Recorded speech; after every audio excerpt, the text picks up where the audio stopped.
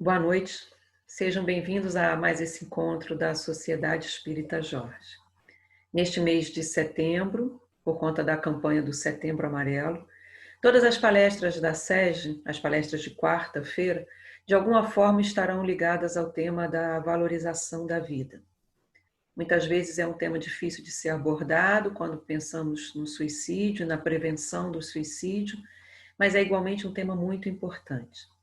Hoje, antes de passarmos a palavra para a nossa convidada, Darcy Neves Moreira, que vai falar sobre o porvir e o nada, vamos ler uma página do livro Vinha de Luz, de Emmanuel, psicografia de Francisco Cândido Xavier.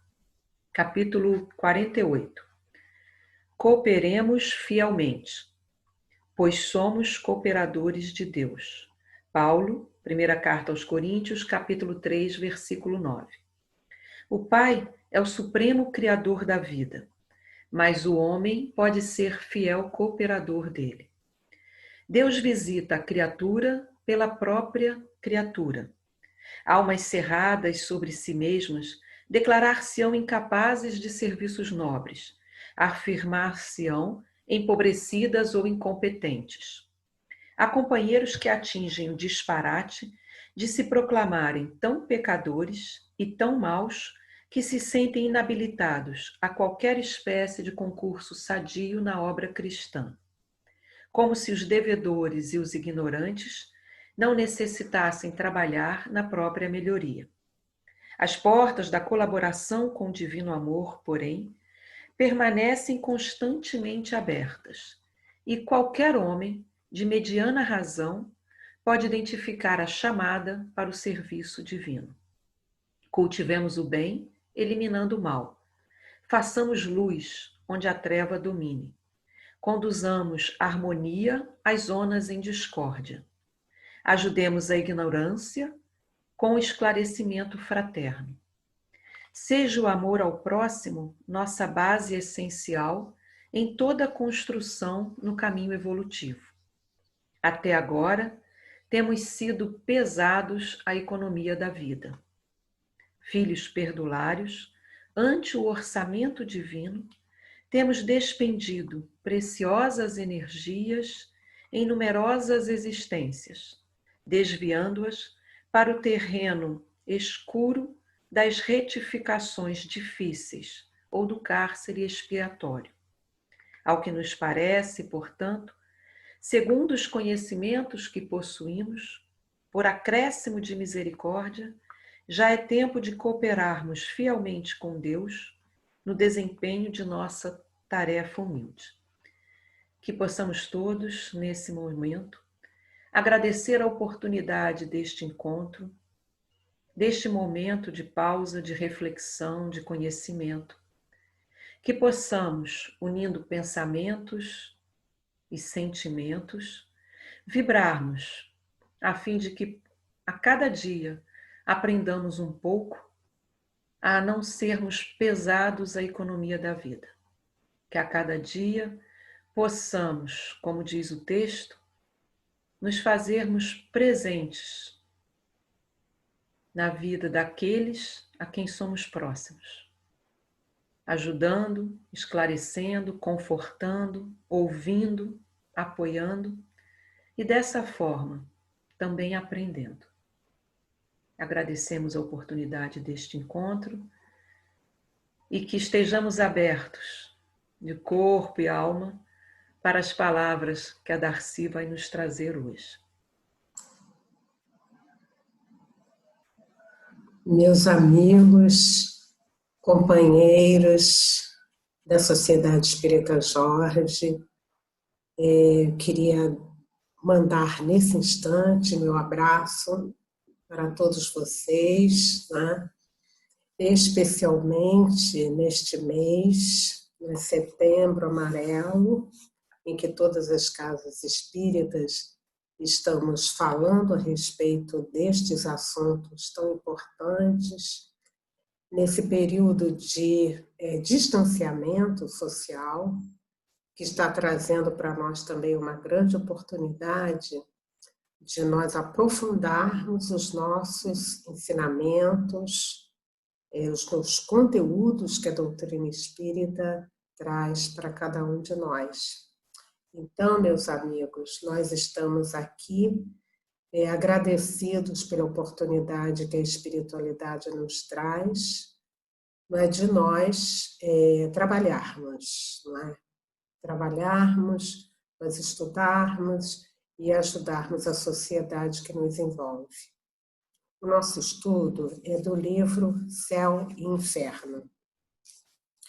O livro Céu e Inferno é um dos livros, né, da codificação kardeciana que foi elaborado, né, a partir de muitas e muitas situações que o nosso codificador Allan Kardec foi anotando. Como vocês sabem, as bases da doutrina espírita estão assentadas exatamente na questão da comunicação, não é, com os espíritos.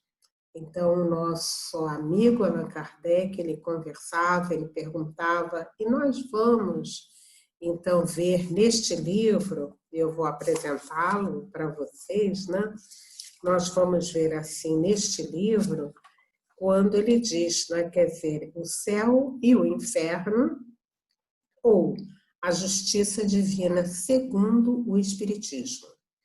É um exame comparado das doutrinas sobre a passagem da vida corporal à vida espiritual, sobre as penalidades e recompensas futuras, sobre os anjos e demônios, sobre as penas, seguido de numerosos exemplos acerca da situação real da alma durante e depois da morte, né? Então, na sua primeira parte, né, ele tem um capítulo que nós vamos estudar, que é o porvir e o nada, mas ele tem o capítulo 2, temor da morte, o 3, o céu, depois o inferno, depois o purgatório, doutrina das penas eternas, as penas futuras. Bom, e depois, então, começa uma série de exemplos, né? Mas nós vamos nos situar no início, o porvir e o nada. E Kardec já começa esse capítulo com uma indagação. Mas deixando a Terra, para onde vamos? Que seremos nós após a morte? Estaremos melhor ou pior? Existiremos ou não? Ser ou não ser, tal a alternativa. Para sempre ou para nunca mais, ou tudo ou nada. Viveremos eternamente ou tudo se aniquilará de vez? É uma tese, essa que se impõe. Então a gente começa aqui a refletir, né, com o nosso querido codificador a respeito dessas questões, porque vejam bem, durante séculos e séculos, nós entendemos, não é, que a morte era o fim. Não é isso mesmo? Muitas vezes nós ouvimos, olha, no dia em que ela chegar, nós estaremos, então, indo para um lugar que a gente não sabe como é que é, mas se falava muito a respeito do céu, a respeito do inferno, a respeito do purgatório. Então, isto, meus irmãos, esta concepção, ela vive conosco há vários e vários séculos.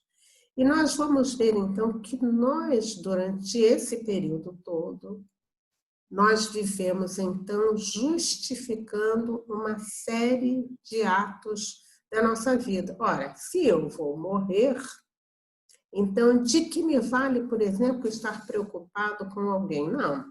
Eu vou morrer e acabou. E isto ainda repercute porque nós ouvimos, por exemplo, essa semana que a gente estava ouvindo a desencarnação, né, de um artista, e disse assim, o Brasil perdeu, né? Então perdemos uma determinada pessoa. Isto é um resquício de tudo aquilo que nós fomos aprendendo no decorrer dos séculos a respeito dessa vida depois, não é? E aí a gente também pode verificar, né? Eu estou perguntando, mas séculos e séculos? Sim, porque nós somos espíritos que a gente não está pela primeira vez na Terra. Quer dizer, nós temos todos uma jornada, e essa jornada de séculos, né? de experiências, de vidas. Então, nós vivemos debaixo desta informação. E por isso nós vemos, nós víamos, inclusive, antigamente, aquelas nossas amigas que eram pagas, as carpideiras, né?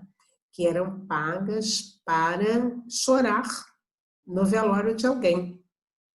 Então elas vinham, choravam, choravam, choravam.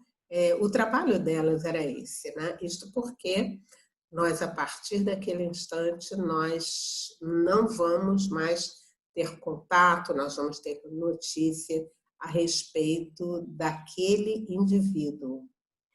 E aí, Allan Kardec vai começar a conversar com a gente, e é interessante que vocês tenham à mão também o Céu e o Inferno, quando ele diz assim para a gente: haverá algo de mais desesperador do que este pensamento de destruição absoluta? E ele diz: afeições caras, inteligência, progresso, saber laboriosamente adquiridos, tudo despedaçado, tudo perdido. Então é isso que nós vemos, né, amigos? Às vezes nós vemos aquela pessoa que galgou, chegou a uma posição muito linda, fez uma carreira, conquistou muito, e aí, de repente, ele vai partir. Não é? Então, é isso que realmente, essa análise que Allan Kardec está fazendo aqui para nós, é que realmente faz com que a gente pense, né? E justifique muita coisa que acontece na vida. Então, ele diz: de nada serviria, portanto, qualquer esforço no sofreamento das paixões, de fadiga para ilustrarmos, de devotamento à causa do progresso, desde que tudo isso nada aproveitássemos, predominando o pensamento de que amanhã mesmo, talvez, de nada nos serviria isso. E ele diz: se assim for, a sorte do homem seria 100 vezes pior do que a do bruto, porque este vive inteiramente do presente, na satisfação dos seus apetites materiais, sem aspiração para o futuro. Diz-nos uma secreta intuição, porém, que isso não é possível. Então, vocês vejam bem, né? Isso tudo justifica muitas e grande parte da conduta das pessoas no dia a dia. Então, hoje eu preciso, então, aproveitar, porque eu não sei o que pode acontecer depois. Eu não sei de mais nada. Então, isso faz com que a gente, então, tenha um determinado tipo de comportamento. Vocês vejam bem, esta informação toda, aliada ao que nós vamos encontrar no livro O Evangelho segundo o Espiritismo, no seu capítulo 2. Esse capítulo 2 tem como título: Meu reino não é deste mundo. E aí, então, nós vamos encontrar lá o ponto de vista em que Kardec vem justamente falando conosco, né? Ele diz assim: sobre qual ponto de vista que você vê a vida terrena? É o que está acontecendo aqui, né? Se você duvidar da vida terrena, quer dizer, se você tiver concretamente que a morte vai chegar e vai levar tudo, vai acabar com tudo, né? Ele diz para a gente, né? Então, se você tem certeza disso, né? Então, ele diz assim: qualquer situação que aconteça, qualquer perda realmente deixa você, te ocasiona um causticante pesar. Então, vejam bem, se é uma aflição, você cai em depressão. Ou então, se você vê, por exemplo, nesse instante, nós estamos com esta situação de desemprego, né? De isolamento social, o que aconteceu? Então, as pessoas se fecharam e aí está o grande número de depressão e de suicídio. A vida não tem mais valor para mim, então eu estou partindo da vida, né? Então, a gente vê, meus irmãos, que situação, não é, extrema, não é? Então, eu vou me matar. Essa vida não tem sentido para mim. Então, para ser hoje, ou amanhã, ou mais adiante, ou então na hora que eu tenho a notícia que eu tenho uma doença, não é? Que eu tenho um problema sério de saúde, eu disse assim, não, eu não quero ver chegar ao meu fim. Antes que ele chegue, eu parto, não é? Então, vocês vejam bem, né, o que as consequências desse tipo de pensamento. E Kardec ainda diz para a gente assim, logicamente, não se explicaria a preocupação de um futuro que não se espera. Se eu não me espero, então nada vale a pena, né?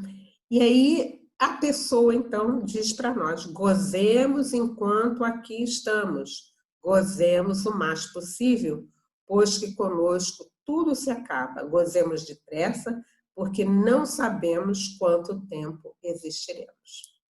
Então, esta filosofia, meus amigos, ela justifica uma série de ações no dia a dia. Então, eu posso ter todos os gozos possíveis, não é porque daqui a pouco ela chega e vai. Eu posso estar assim à cata de uma grande fortuna para deixar os meus filhos, para deixar a minha família muito bem, que eles não vão precisar tão cedo, e aí vale tudo. Não é isso que a gente tem visto? Então, nós justifica, por exemplo, né, o uso das drogas, não é? Aquela farmácia, aquele grupo de químicos que trabalha especialmente, né, nesta tarefa inglória e que vai levar a muitos amigos, muitos companheiros a essa dependência do vício. Então, tudo vale a pena. Enquanto nós estivermos aqui, nós vamos ficar por pouco tempo ou por muito tempo, isso a gente não sabe, então justifica. Aí, então, Kardec apresenta para nós, não é, um caso que é muito interessante da gente também refletir nesta hora. Ele diz assim para a gente, olha só o caso, né? Um moço de 18 anos, afetado de uma enfermidade do coração, foi declarado incurável. A ciência havia dito, pode morrer dentro de 8 dias ou de 2 anos, mas não irá além. Sabendo, o moço, para logo abandonou os estudos e entregou-se a excesso de todo o gênero. Se a gente soubesse disso, o que a gente ia fazer? Olha só, de repente você só tem 8 dias, né? Ou então, de 8 dias a 2 anos, né? E aí, olha só, quando se lhe ponderava o perigo de uma vida desregrada, respondia, que me importa se não tenho mais de 2 anos de vida?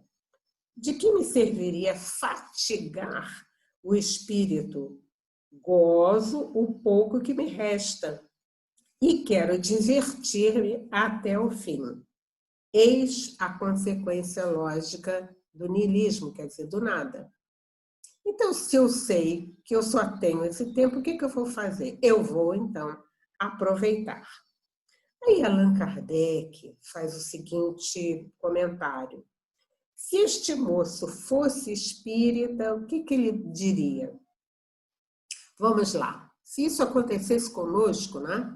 O que a gente então diria?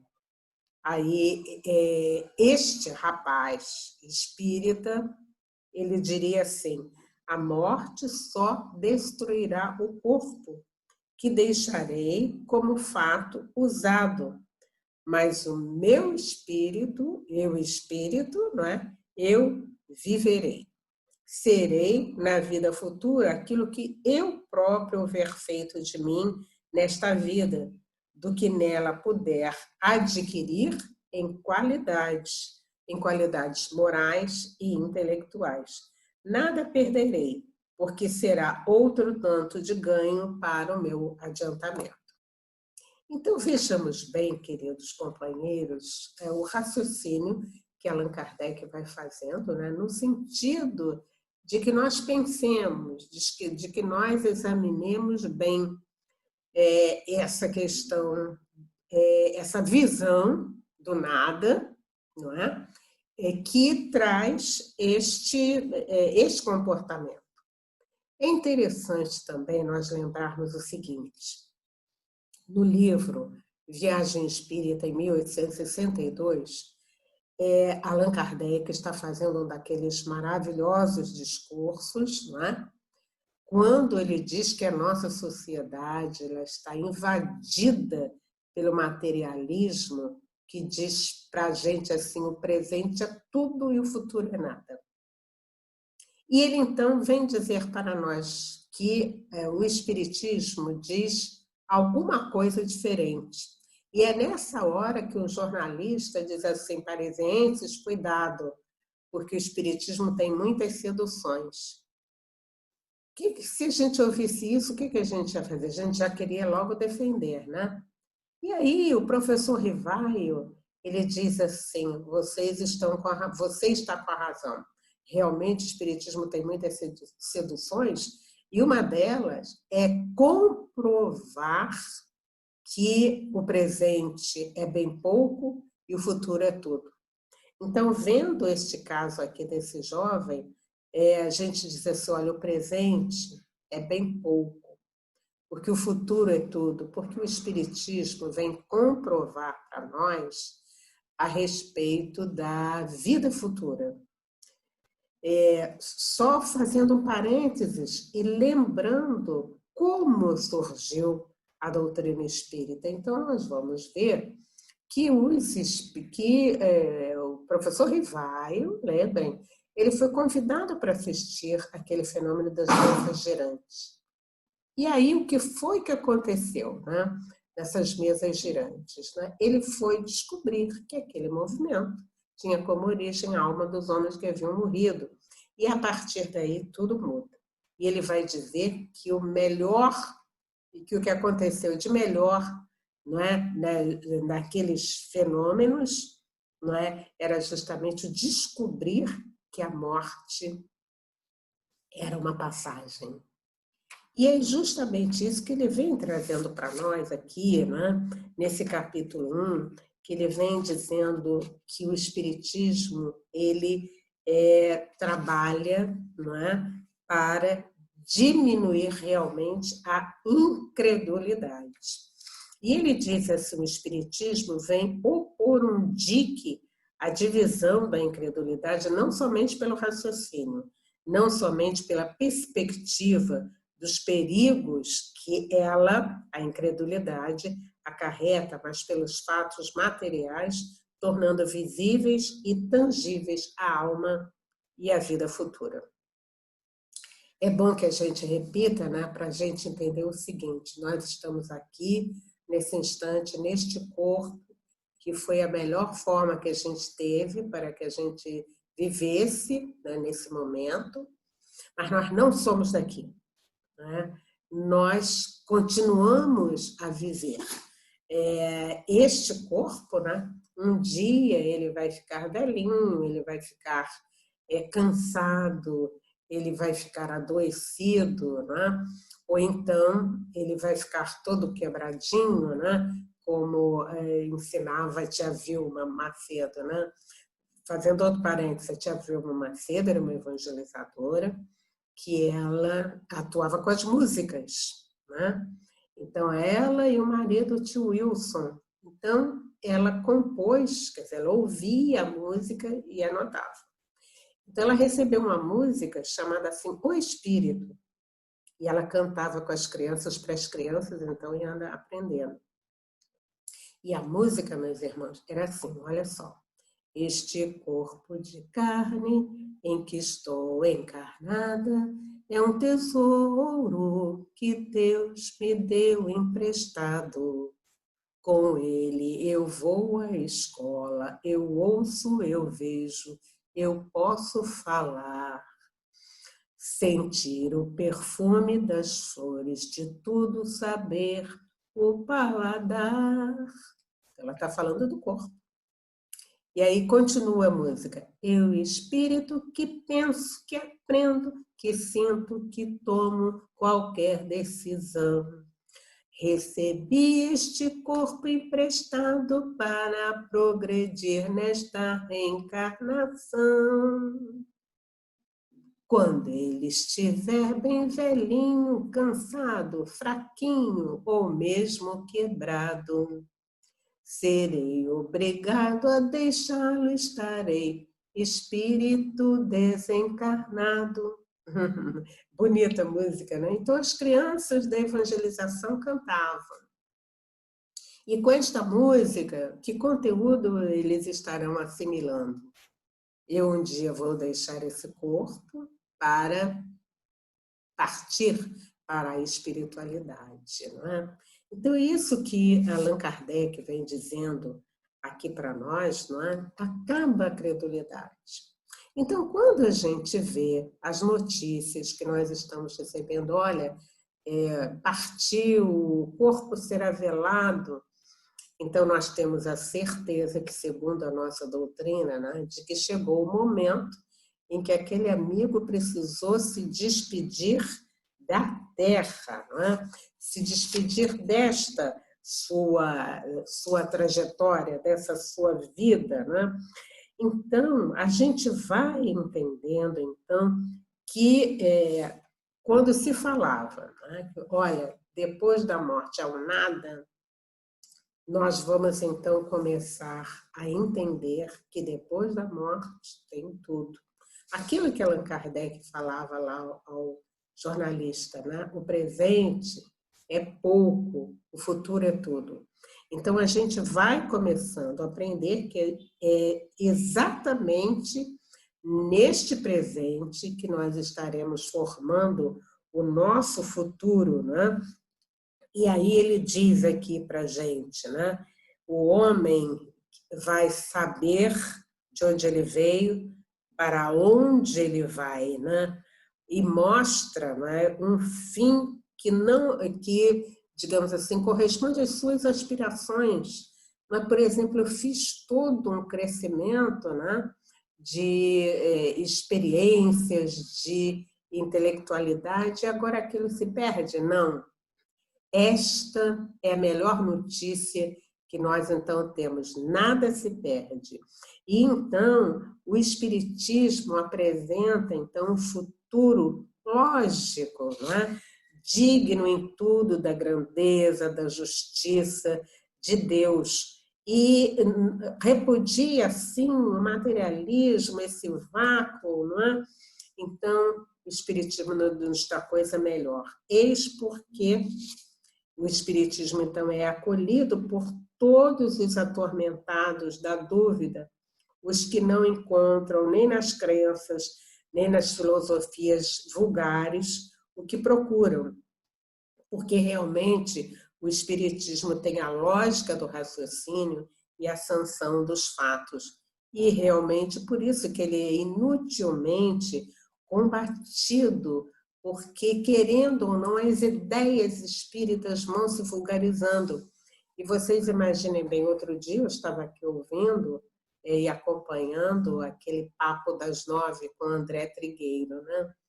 E ele estava conversando com Marcel Souto Maior, que é um outro jornalista, ele escreveu a biografia do Chico Xavier e também a de Kardec. E ele, então, se dizia ateu. Então, André Trigueiro disse assim, como é possível um ateu que esteve ao lado do Chico Xavier? Aí ele pergunta, afinal de contas, você é espírita, você não é mais espírita, você continua sendo ateu? O que foi isso na sua vida? E aí ele disse assim, não, eu não sou espírita. Tá? Esse assim, mas eu aprendi uma coisa com o Chico Xavier. Esta noção dessa vida que continua, eu não sei como, né? Imagina, ele acompanhou tanto tempo o Chico, né? Mas é uma convicção dele. Lembrando aquela nossa fala no início, né? Quantos séculos nós estamos desacreditando, nós estamos perdidos nessas noções a respeito do céu e do inferno, né? Então, Marcelo diz assim, mas uma coisa eu aprendi, que eu preciso ser mais responsável na minha vida. Eu ainda não tenho a certeza do depois, mas eu sei que tem alguma coisa muito boa. Isso eu aprendi com o Chico Xavier, isso eu aprendi lendo Kardec. Ele, não é, vamos assim dizer, já está aproveitando, embora não se diga espírita, ele está aproveitando tudo aquilo que ele viu. E, de repente, nós não precisamos, digamos assim, nos dizer, não, eu sou espírita. O importante, meus irmãos, é que nós estamos recebendo nessa hora uma herança muito rica de tudo isso que tem nesses livros, né? Maravilhosos que a doutrina espírita nos proporciona. Então, nesta hora, o que a gente vai aprender? A dúvida não mais existe na minha vida, não é verdade? E aquele instante em que eu estou pensando, né, em que tudo vai acabar, não vai acabar. Nós temos comprovação nesses vários casos que o céu e o inferno nos traz, o nosso próprio evangelho, esse sim acredita nisso. Então, acredita nisso porque este é o nosso caminho, né?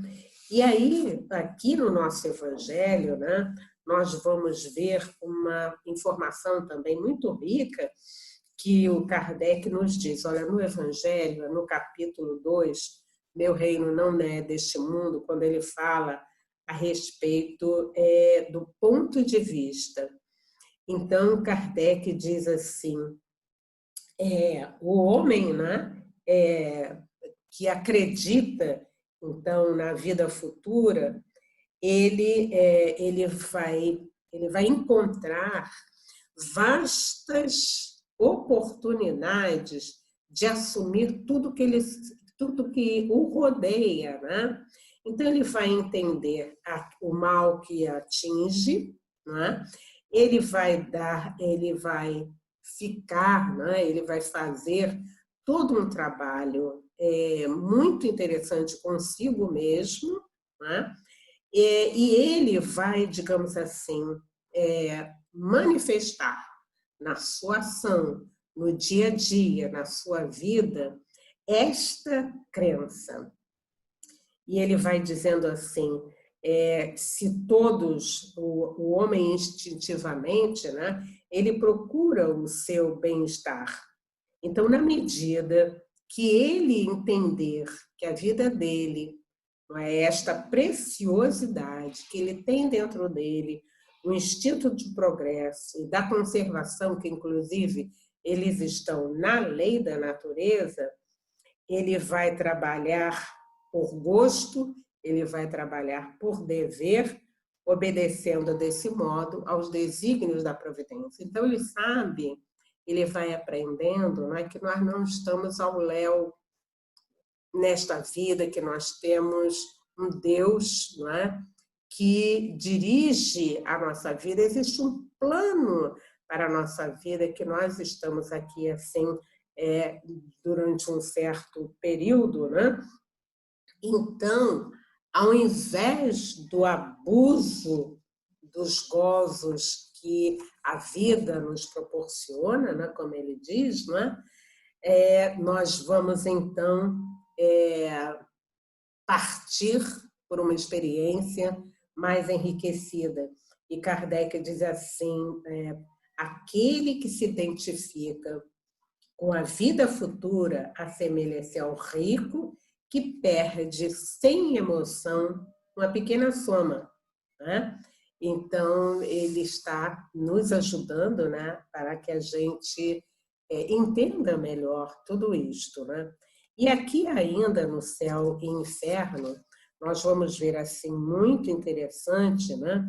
Quando ele diz assim que instintivamente o homem tem a crença no futuro, não é? Mas como ele não tem nenhuma base certa para definir, a sua imaginação fantasiou os sistemas que foram originando diversas crenças. E ele diz assim, a doutrina espírita, não é? Congraçará as opiniões divergentes ou flutuantes e trará gradualmente, pela força das coisas, a unidade de crenças sobre este princípio.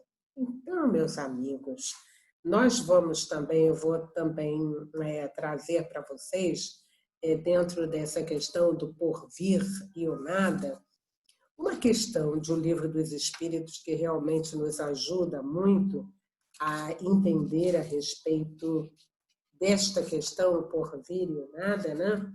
Ele vai... É a questão 921. Essa questão 921, ela está no capítulo 1 das penas e gozos terrestres, quando Kardec vem perguntando, não é, se o homem será feliz na Terra. E aí a gente vai juntando, né? Quando eu não sei a respeito do futuro, não é? Quando eu tenho a certeza, não é, que a morte é o fim, eu vou buscar felicidade a todo e qualquer gênero, a todo e qualquer modo, não é isso mesmo? E então, aqui Kardec vem falando dessa questão da felicidade, e ele diz o seguinte, né? É para a gente anotar. Aquele que se acha bem compenetrado do seu destino futuro, não vê na vida corporal mais do que uma estação temporária, uma como parada momentânea em péssima hospedaria.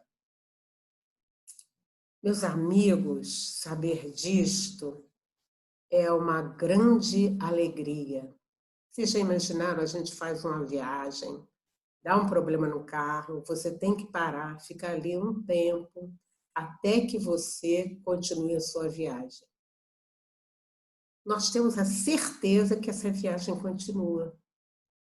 Alguém, puxa, vocês demoraram, né? Não, porque a gente teve um acidente, a gente teve que parar um pouquinho.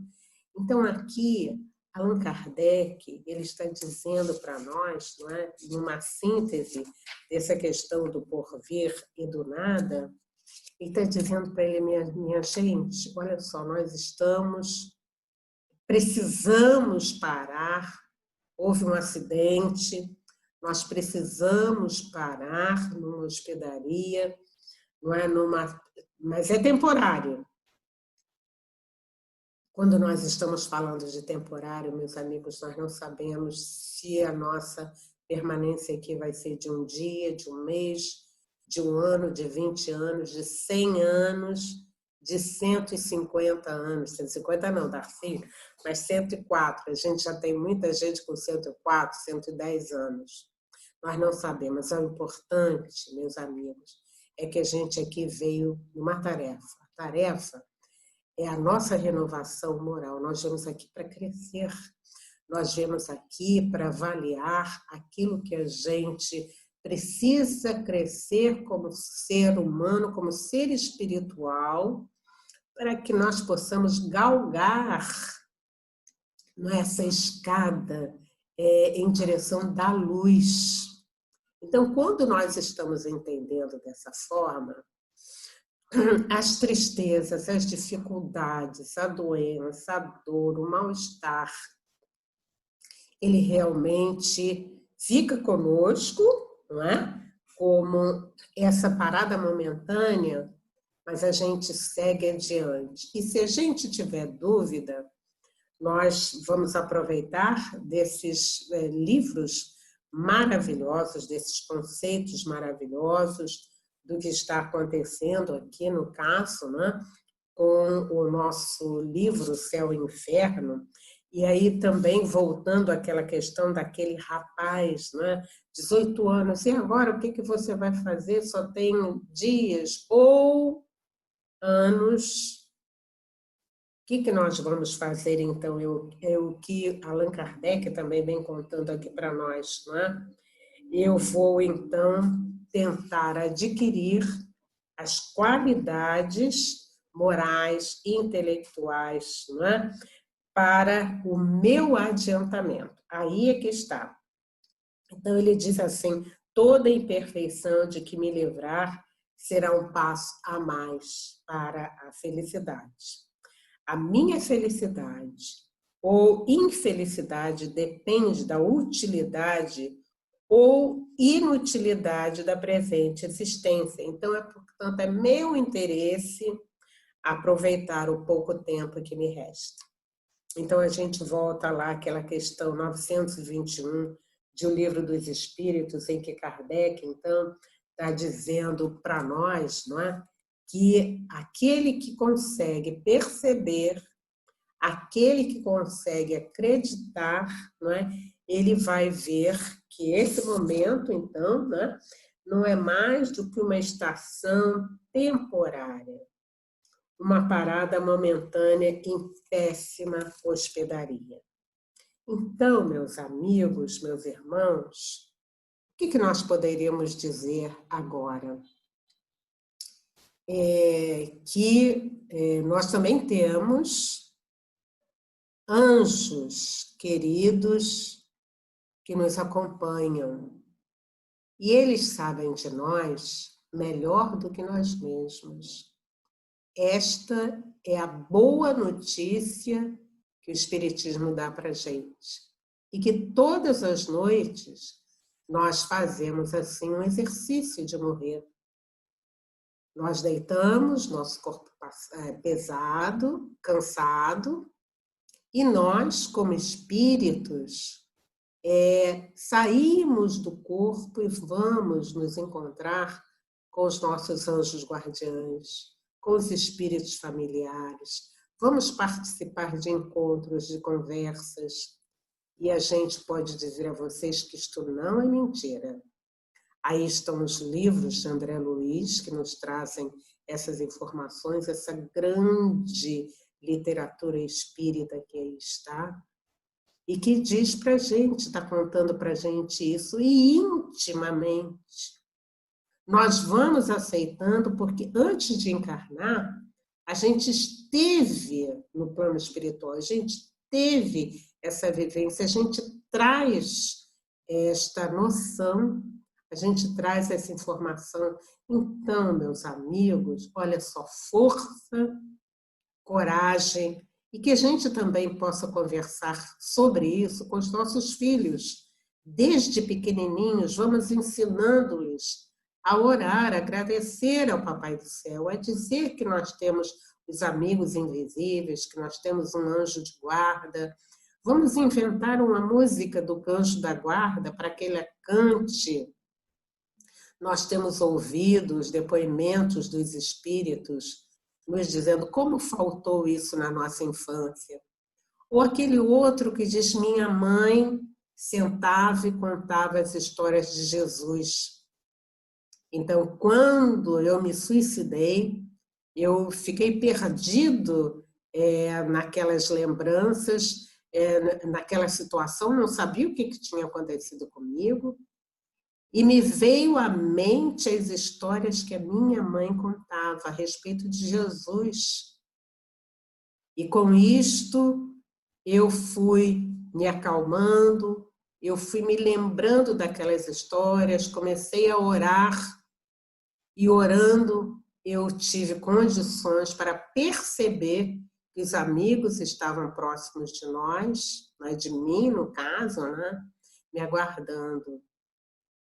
Então, queridos amigos, o que nós desejamos nesse instante, todos nós que aqui estamos, os espíritos que estão também ao nosso lado e que vieram ter conosco, nós estamos dizendo assim, na hora em que o desânimo, na hora em que o desespero chegar à sua vida, lembre-se que nós temos amigos que estarão nos ajudando, nos dando a mão, a fim de que a gente, em segurando a mão desses amigos, a gente então tenha força para superar.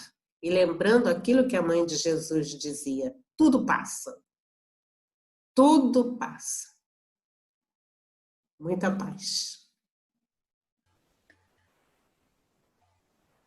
Agradecemos a Darcy pelas reflexões desta noite e que saibamos levar conosco, ao longo da semana, ao longo do mês, ao longo da vida, as reflexões, as palavras, o conhecimento que ela nos trouxe. E assim, agradecidos pela oportunidade, pedimos inspiração, força, coragem para todos aqueles que andam necessitados de amparo neste momento da vida. Muito obrigada a todos, boa noite e uma excelente semana.